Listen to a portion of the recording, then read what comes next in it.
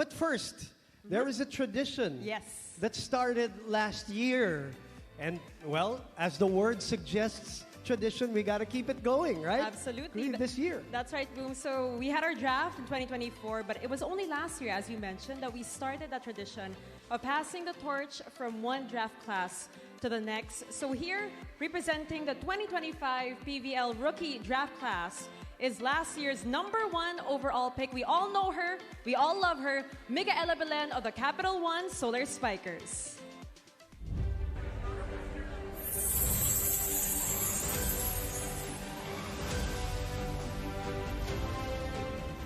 I've always believed in following your dreams. Naniniwala ako na kapag pinaghirapan mo ang gusto mo at ginawa mo ang tamang sacrifices, everything will eventually fall into place. Last year, nagkatotoo ang pangarap ko noong draft night. Becoming the first overall pick was such an incredible honor. And I am so proud to wear the colors of the Capital One Solar Spikers. Hindi naging madali ang journey ko papunta sa PVL. Kaya mas naging special ang moment na iyon. Sa teammates, family, friends, at coaches ko, thank you for guiding me every step of the way.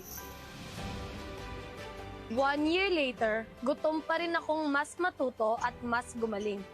Marami pa akong gustong patunayan at ma-achieve. Handa na ako sa susunod na kabanata ng career ko kasama ang Solar Spikers.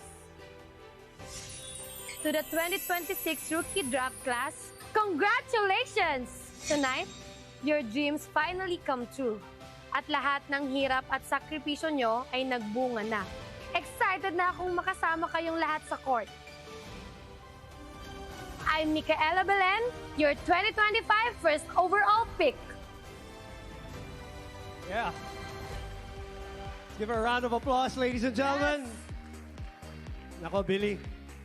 Mawawalan tayo ng trabaho. Oo nga eh. Alis na tayo.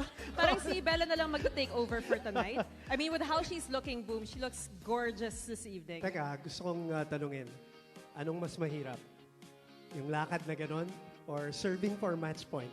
Parang yung lakad po na ganun. Kasi syempre, naka-heels, tapos ang daming nakatingin sa'yo. Ayan, parang ganyan. Ayan, oh.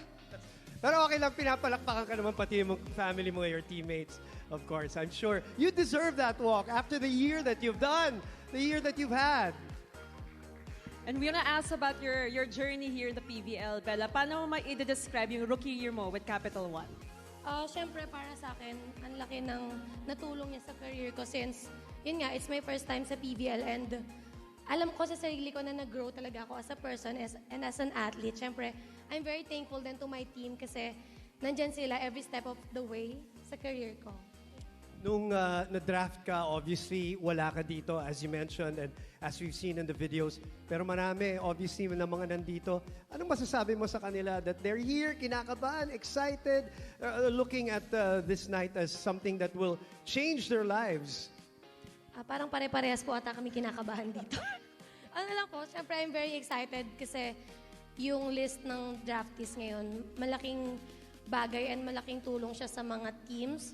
So, ayun, excited din ako sa kung sino po ang makukuha namin. And hopefully, magkaroon pa ng mas magandang level of competition sa PBL. Ayan, yan ang syempre, goal natin sa lahat. All right, once again, ladies and gentlemen, let's give it up for the beautiful, I mean, look at her, the beautiful 2025 first overall draft pick of the PBL, Micaela Belen.